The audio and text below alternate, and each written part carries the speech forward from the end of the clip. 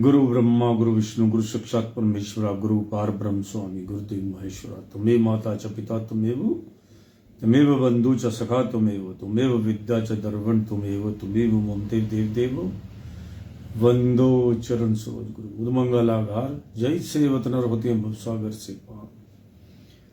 गुरु जी के सिमरण मात्र से नाशत विघ्न अनंता से सर्व परम मिथ्यावत है सब संत।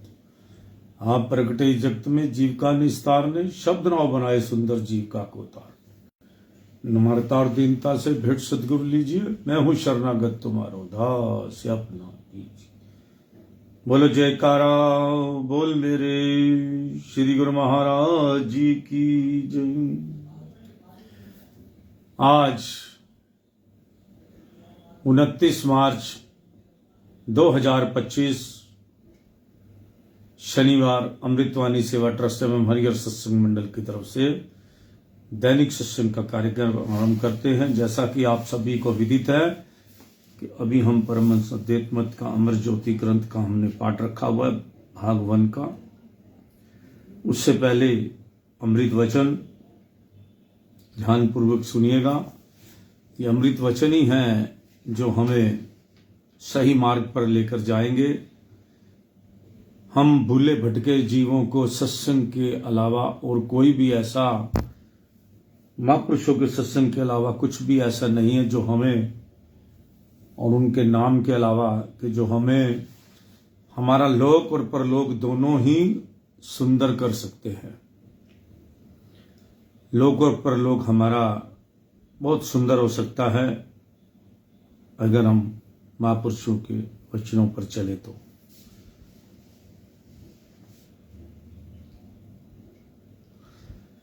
एक मनुष्य के अंदर विकार चाहे कितने ही हो परंतु उन पर विजय पाने के लिए यदि वह हर वक्त प्रयत्नशील है तो एक दिन उसका विकारों से छुटकारा हो जाएगा और वह मालिक का प्रेमी बन जाएगा। यही कुछ हम कर रहे हैं कि जितने भी हम सोचते हैं मन में विकार आए हैं बुरी आते हैं किसी तरीके हम इनको छोड़ दें।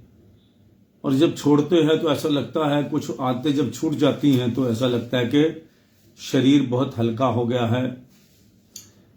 बुरे लोगों से रिलेशन तोड़ने से भी लगता है कि शरीर हम जितने हल्के होते जाएंगे वैसे चाहे वेट हमारा कम ना हो लेकिन हमारी आत्मा पर जो बोझ है जो पाप का बोझ है जो भय है जितना हम सच बोलेंगे उतना हम पवित्र हो जाएंगे और जितना मालिक का नाम लेंगे उतना हम हल्के होते जाएंगे। हमारा प्रकाश बढ़ेगा अंदर से।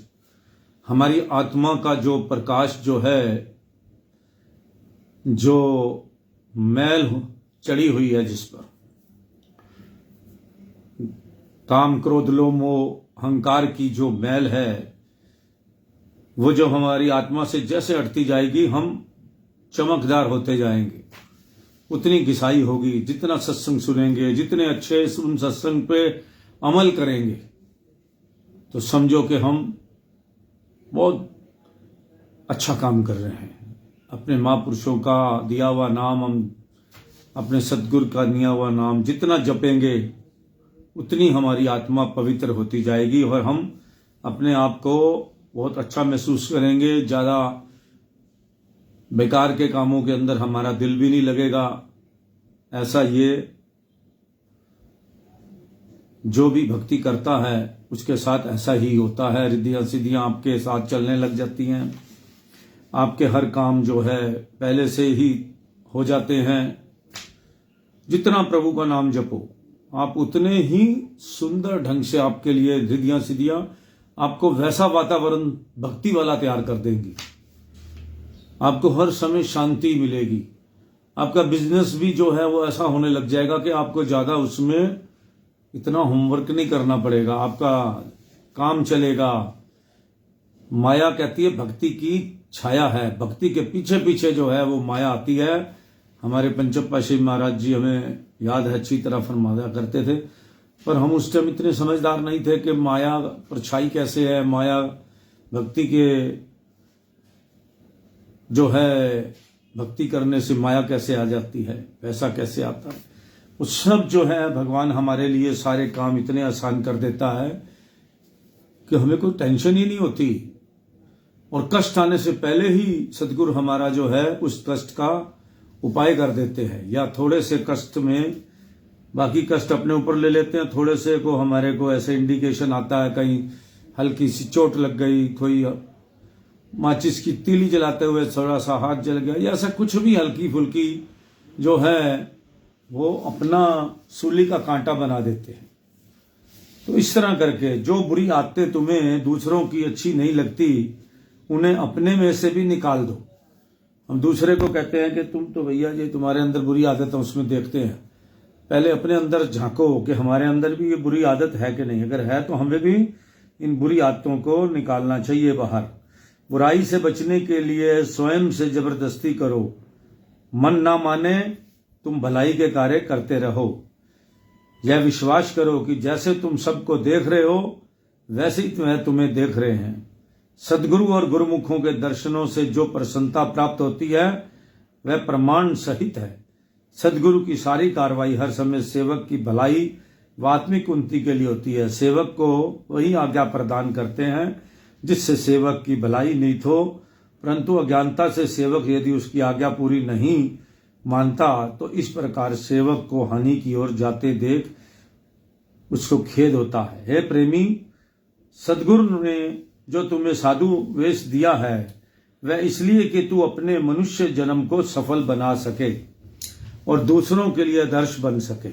साधु वेश इसीलिए मिलता है कि सभी को ये पता रहे कि ये संत हैं, महात्मा हैं, साधु हैं, जो है मालिक ने इनको चोला दिया, इनके गुरु ने दी, इसलिए दिया है कि ये भक्ति, आप भी भक्ति करें और दूसरों को भी भक्ति कराएं।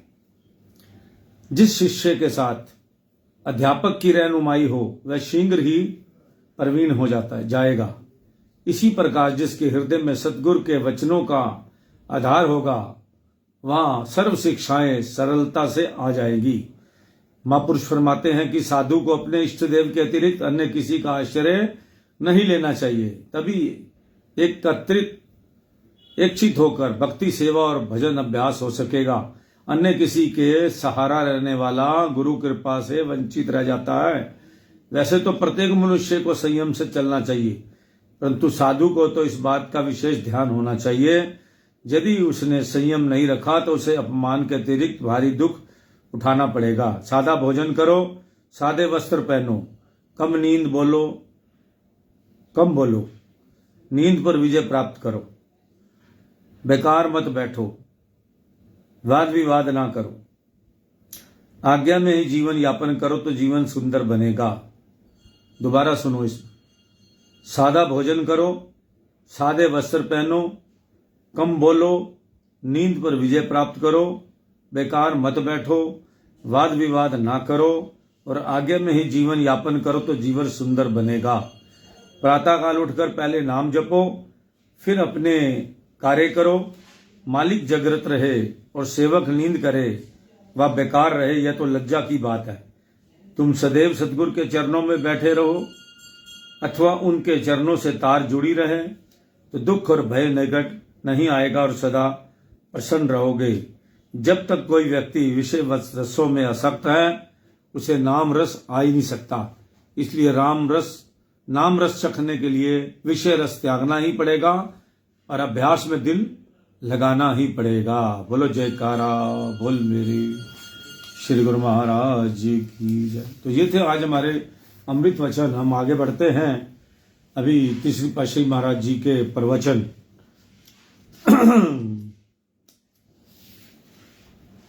सेवक का पद प्राप्त करना ही उत्तम भक्ति है। यही सबसे ऊंचा ज्ञान है। नमक और तेल बेचने वाले को लाल की परख, हीरे की परख और कदर नहीं होती। इसी प्रकार माया आसक्त जीव को जो सुख शर्वे बहुरूपी नमक और तेल के व्यवहार में लगे हुए हैं, वह श्वासों की कीमत नहीं जानते। श्वास हीरे के समान है, जिसकी कीमत गुरुमुखों को ही होती है। हीरे को अगर मामूली पत्थर समझकर गवा दिया जाए तो दुनियावी दृष्टि में कितनी भारी हानि है। इसी प्रकार सत्पुरुषों की दृष्टि में एक श्वास का मालिक के सिमरन के बिना व्यर्थ चले जाना बड़ा भारी नुकसान है। इसका अनुमान गुरुमुखी लगा सकते हैं। परम संत श्री कबीर साहिब जी ने तो एक एक श्वास की कीमत त्रिलोकी के समान बताई है। कबीरदास जी कहते हैं, कहता हूं कहीं जात हूं, कहो बजाए ढोल, श्वासा खाली जात है, तीन लोक का मोल। यह समय अनमोल हीरे की भांति है, इसे नष्ट न करते हुए इसकी कदर करनी चाहिए। यदि श्वासों को परमार्थ की कमाई में खर्च किए जाए फिर तो इसकी कीमत ठीक है, अन्यथा नहीं। एक एक श्वास का मूल्य जब 3 लोगों की संपदा है तो फिर दिन रात 84 घंटे में व्यर्थ जाने वाले श्वासों का कितना नुकसान होगा। 24,800 श्वास बताए हैं इंसान सारे दिन में लेता है, और अभी जो है हम श्वास छोटे ले रहे हैं तो 19,000 कलयुग के अंदर संख्या हो गई है हमारी। इतने श्वास घट गए, इसलिए उम्र घटेगी। जितना हम श्वास काम क्रोध लोभ मोह अहंकार के साथ मिक्स रहेंगे, हमारा श्वास घटता चला जाएगा, छोटा होता चले जाएगा। पहले हम पेट से श्वास लेते थे, लंबा श्वास होता था। अब ऐसा श्वास चलता है तो 19,000 श्वास हो गए, कईयों के 18 होंगे, कईयों के 17 होंगे। लेकिन भगवान के दरबार के अंदर हमारी गिनती तो पूरी है ना। हम तो श्वास छोटे लेकर काम खराब कर रहे हैं। समय को शॉर्टकट, जो मैथ को समझते हैं वो अच्छी तरह समझ लें। ये श्वास कम लेने से, छोटा लेने से हमारी उम्र कम हो रही है। और श्वास छोटा कैसे लेते हैं? हमें 24 घंटे चिंता, फिक्र, भय, डिप्रेशन, ये सब चीजें रहती हैं जो हमारे नाभि तक श्वास जाता ही नहीं है। हमारे हृदय में से ही श्वास चलता रहता है, यहीं से ही, और कल को वो यहीं से ही चलेगा। तो श्वास अपना तो 24,800 तो ले लेगा, लेकिन श्वास छोटे होंगे, और छोटे होने से क्या होगा? उम्र छोटी हो जाएगी। तो अभी जो महापुरुषों ने लिखा है, बहुत पुराना ग्रंथ है हमारा सदगुरुदेव महाराज जी का, उसमें 19,000 श्वास कलयुग अभी बताया गया है कि अभी लोगों के आज के समय में, ये भी आज से 100 साल पहले बताए गए थे। तो आज आदमी क्या श्वास ले रहा होगा? अगर उस टाइम 19,000 ले रहा था तो तभी तो आज की उम्र जो है लोगों की छोटी है। तो इसलिए ये श्वास जो है, जब आप पूरे काम वासना से रहित होंगे, लोभ लालच से दूर होंगे। क्रोध में सबसे ज्यादा इंसान श्वास गवाता है। क्रोध जब चढ़ता है, गुस्सा, तो ऐसे थोकनी की तरह सांस निकलते हैं, वेस्ट हो जाते हैं। जो आदमी क्रोध में रहता है, ईर्ष्या में रहता है, उसका श्वास छोटा होता है, जलता है दूसरों से, उसका भी श्वास छोटा होता है। तो जो बड़ा श्वास होता है, जो सतगुरु की शरण में और मालिक के ऊपर अपना सब कुछ छोड़ के चलता है, उसका श्वास पूरा चलता है। जो सत्संगी होता है उसका श्वास पूरा होता है। यह समय अनमोल लाल की भांति ऐसे नष्ट न करते हुए इसकी कदर करनी चाहिए। यदि श्वासों को परमार्थ की कमाई में खर्च किया जाए फिर तो इसकी कीमत ठीक है, अन्यथा नहीं। एक एक श्वास का मूल्य जब 3 लोगों की संपदा है तो फिर दिन रात 24 घंटे में व्यर्थ जाने वाले श्वासों का कितना नुकसान होगा, यही विचार करना है। संत सजो भाई जी फरमाती हैं कि श्वास खजानो जात है, ताकि सौदी नाही, सहजो खर्चो का रहो, कर हिसाब कर माही। विचार कीजिए, एक संसारी मनुष्य जो संसार के धंधों में लगा हुआ है, वह अपने समय को अत्यंत कीमती मानता है, परंतु महापुरुषों की दृष्टि में उसका समय व्यर्थ जा रहा है। हीरे के बदले कौड़ियों का व्यापार कर रहा है। गुरुमुख को यही विचार करना है कि क्या उसका समय तो कहीं व्यर्थ नहीं जा रहा।